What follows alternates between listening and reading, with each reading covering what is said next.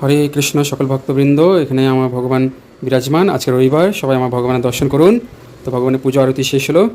তো সর্বপ্রথম আমরা দর্শন করি শ্রী শ্রী রাধা মাধবকে দিয়ে, শ্রীমতী রাধারানী মাতাশ্রী, যিনি হচ্ছেন ব্রহ্মাণ্ড জননী, এবং ভগবান শ্রীকৃষ্ণের সবাই দর্শন করুন। রবিবার সকাল সকাল সবাই দর্শন করুন, শ্রী শ্রী রাধা মাধবের দর্শন করুন।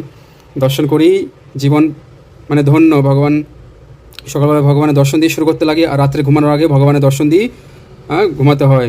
তো দিনের শুরু এবং দিন রাত্রি শেষ 24 ঘন্টার মধ্যে সব ভগবানের দর্শন দিয়ে সব কিছু শুরু আরম্ভ করতে হয়।